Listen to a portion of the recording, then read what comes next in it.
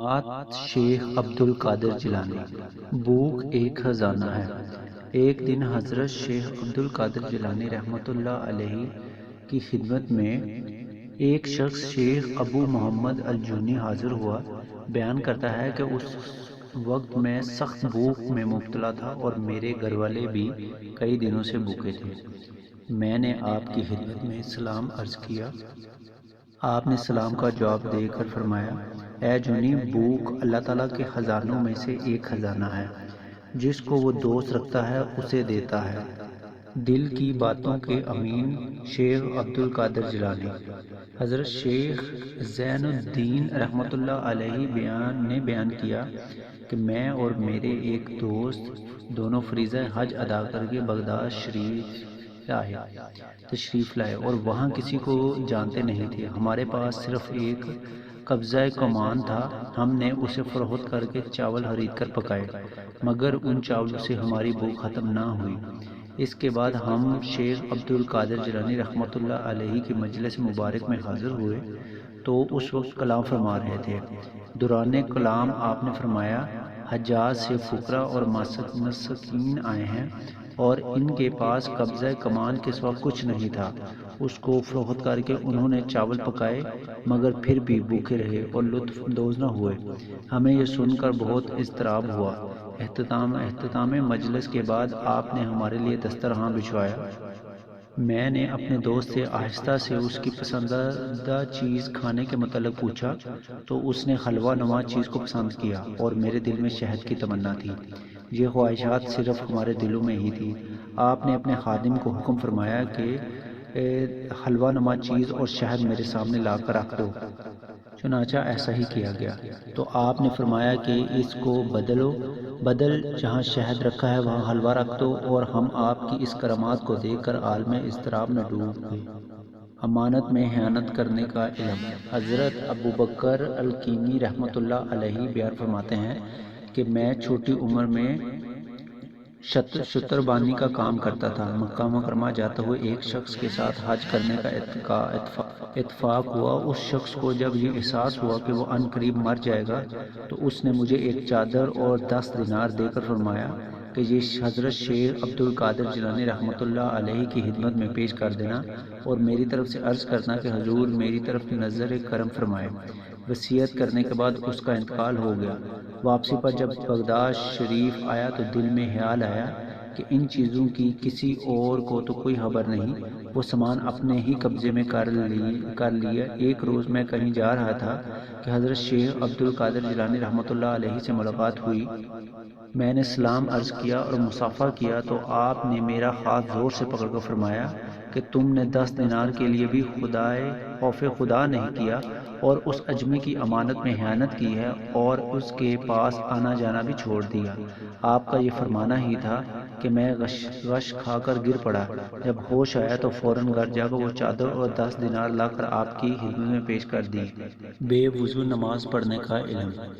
ایک بزرگ جن کا نام ابو الفرخ بن الخامی ہے بیان کرتے ہیں، مجھے ایک دفعہ بغداد شریف کے محلہ باب الازجاج جانے کا اتفاق ہوا۔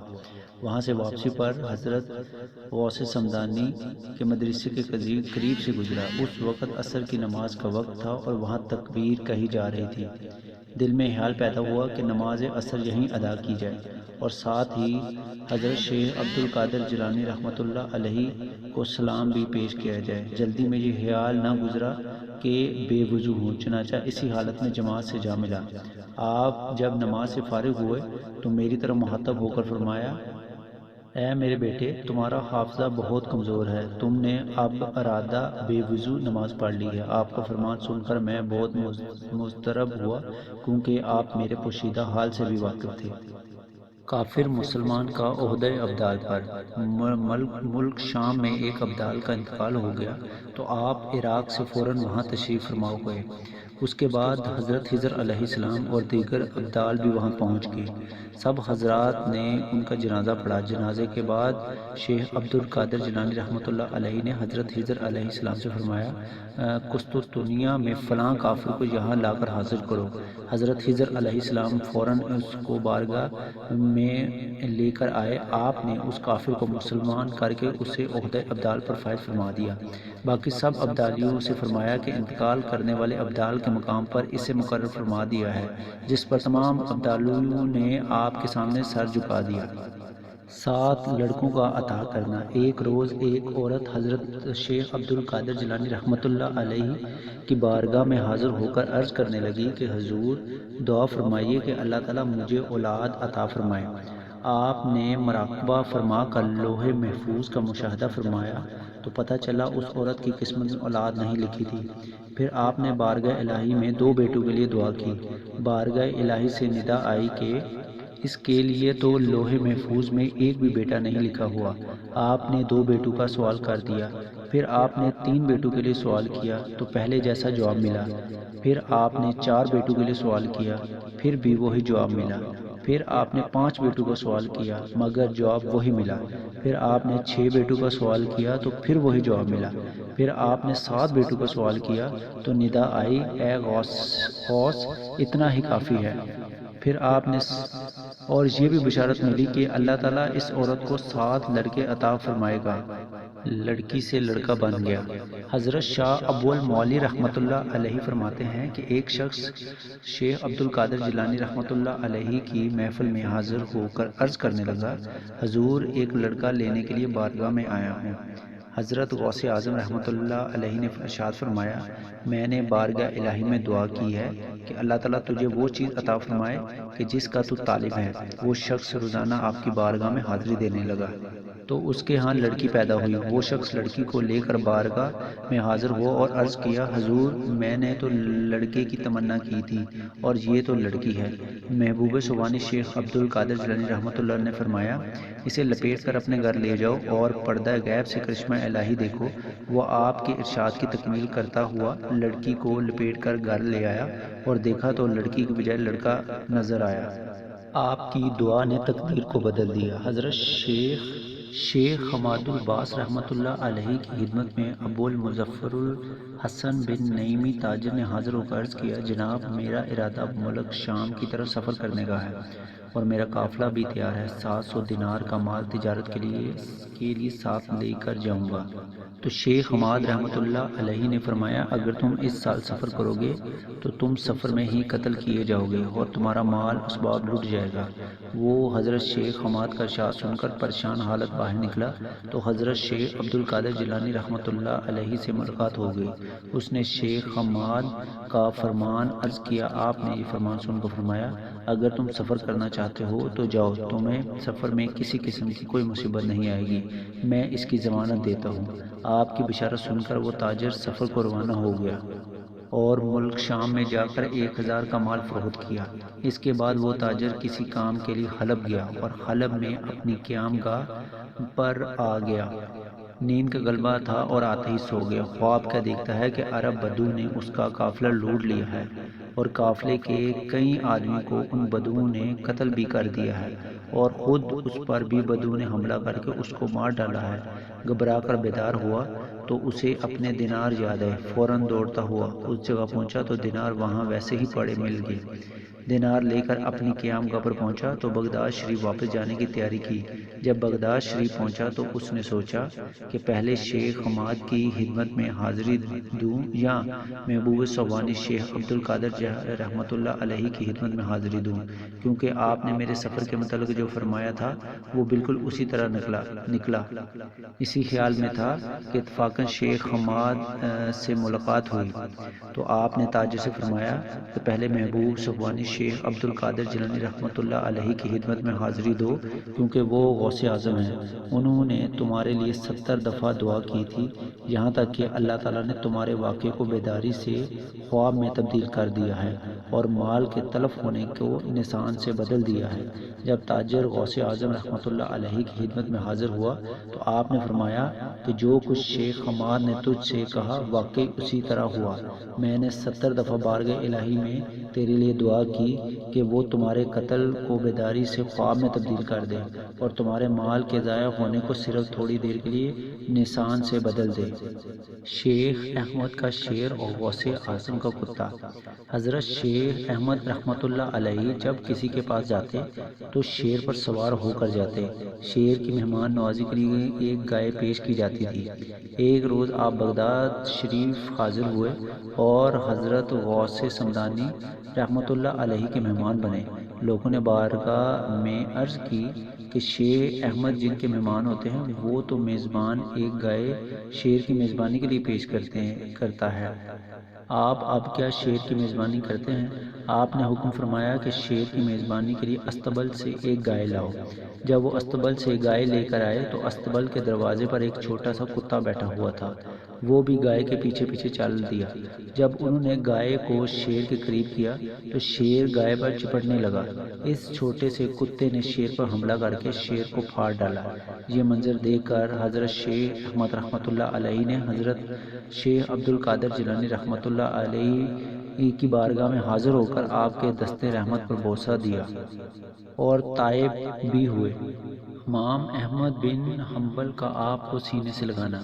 حضرت علی بن الہیتی رحمۃ اللہ علیہ سے مروی ہے کہ ایک مرتبہ میں اور شیخ بقا بن بطور رحمۃ اللہ علیہ شیخ عبد القادر جیلانی رحمۃ اللہ کے ہمراہ حضرت امام احمد بن حنبل رحمۃ اللہ علیہ کے مزار پر انوار پر حاضر ہوئے تو میں نے اس وقت دیکھا کہ حضرت امام احمد بن حنبل رحمۃ اللہ علیہ نے اپنی قبر مبارک سے باہر نکل کر آپ کو اپنے سینے سے لگایا اور فرمایا، اے شیخ عبد القادر جیلانی رحمۃ اللہ علیہ، میں علم شریعت، علم حقیقت اور علم حال میں آپ کا محتاج ہوں۔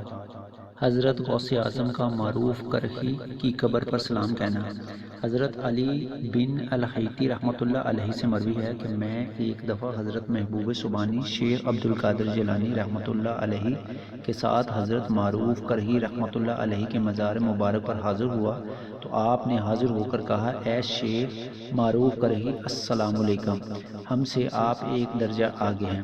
پھر دوسری دفعہ زیارت کے لیے حاضری دی تو پھر بھی میں آپ کے ساتھ تھا۔ آپ نے اس وقت فرمایا، اے معروف کرخی، السلام علیکم، ہم آپ سے 2 درجہ آگے بڑھ گئے۔ تو شیخ معروف کرخی رحمۃ اللہ علیہ نے قبر مبارک سے جواب دیا، اے اہل زمانہ کے سردار، وعلیکم السلام۔ ایک عیسائی اور مسلمان کا جھگڑا۔ حضرت محبوب سبحانی شیخ عبد القادر جیلانی رحمۃ اللہ علیہ ایک دن ایک محلے سے گزر رہے تھے تو دیکھا ایک مسلمان اور ایک عیسائی آپس میں جھگڑ رہے تھے۔ آپ نے جھگڑنے کا سبب دریافت فرمایا تو مسلمان نے کہا، یہ عیسائی کہتا ہے کہ میرے نبی حضرت عیسیٰ علیہ السلام تمہارے نبی حضرت محمد صلی اللہ علیہ وسلم سے افضل ہے، اور میں کہتا ہوں کہ میرے نبی حضرت محمد مصطفیٰ صلی اللہ علیہ وسلم افضل ہے۔ یہ سن کر آپ نے عیسائی سے فرمایا کہ تم اپنے نبی کی فضیلت کی کوئی دلیل پیش کرو۔ نصرانی بولا، میرے نبی کی فضیلت کی دلیل یہ ہے کہ وہ مردوں کو زندہ کر دیا کرتے تھے۔ یہ سن کر شیخ عبد القادر جیلانی رحمۃ اللہ علیہ نے فرمایا کہ میں نبی تو نہیں ہوں مگر اپنے نبی کریم صلی اللہ علیہ وسلم کا غلام ضرور ہوں۔ اگر میں مردہ زندہ کر دوں تو تم مسلمان ہو جاؤ گے؟ اس نے کہا ہاں۔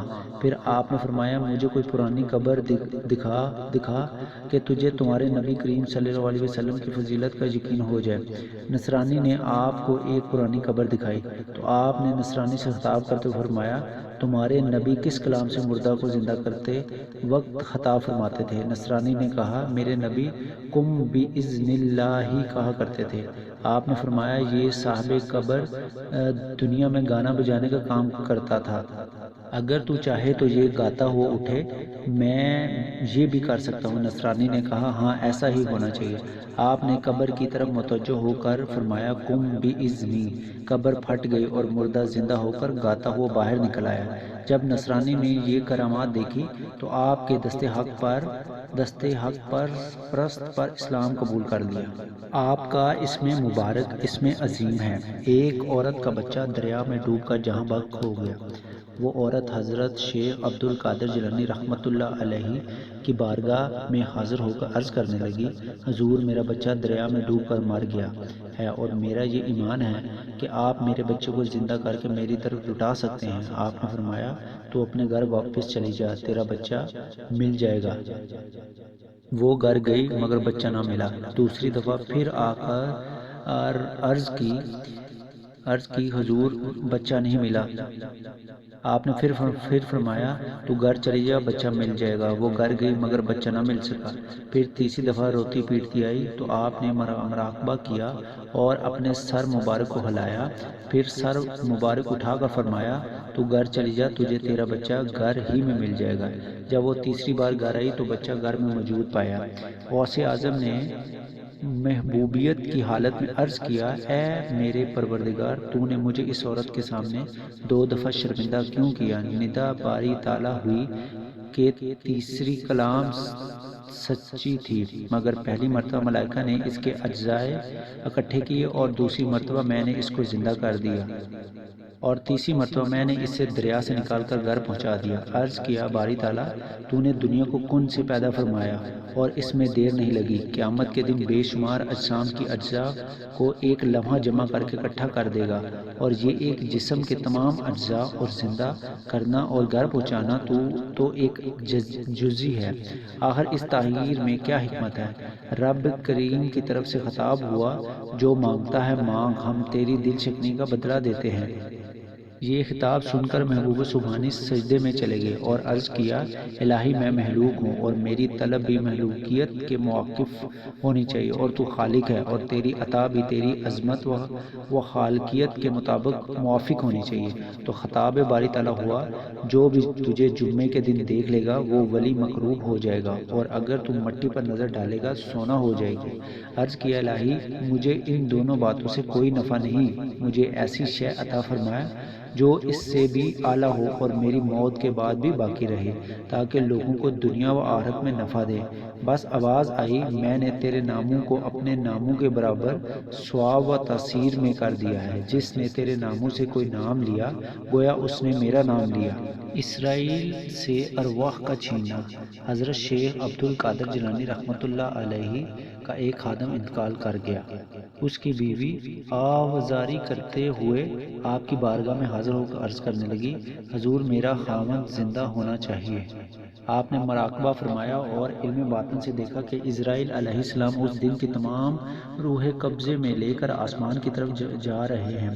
تو آپ نے اسرائیل علیہ السلام سے کہا، ٹھہر جائیے اور مجھے میرے فلاں خادم کی روح واپس کر دیں۔ تو اسرائیل علیہ السلام نے جواب دیا، میں یہ روحوں کو حکم الہی سے قبض کر کے اس کی بارگاہ الہی میں پیش کرتا ہوں، تو یہ کیسے ہو سکتا ہے کہ میں اس شخص کی روح تجھے دے دوں جس کو میں قبض کر چکا ہوں؟ آپ نے اصرار کیا مگر ملک الموت نہ مانے۔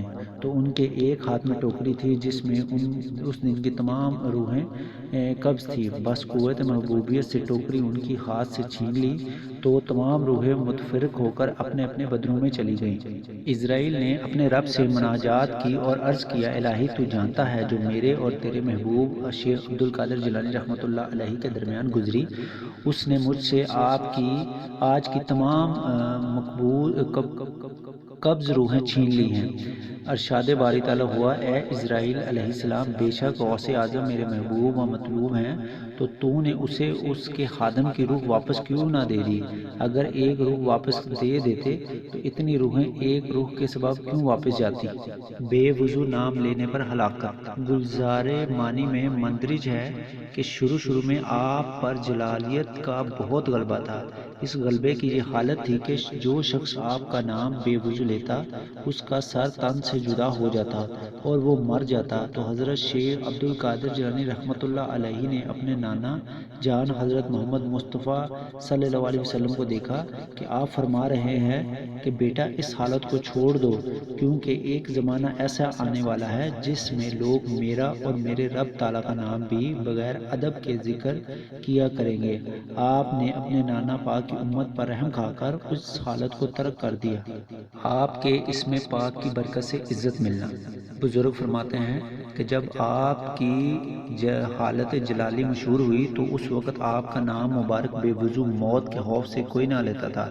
بغداد کے اولیاء کرام نے آپ کی بارگاہ میں حاضر ہو کر عرض کیا، حضور لوگوں پر رحم فرمائیے اور اس سختی کو معاف فرمائیے۔ آپ نے ارشاد فرمایا، میں تو اس حالت کو پسند نہیں کرتا، لیکن حق تعالیٰ نے مجھے مخاطب کر کے فرمایا ہے کہ تو نے میرے نام کی عزت کی ہے، میں تیرے نام کی عزت کروں گا۔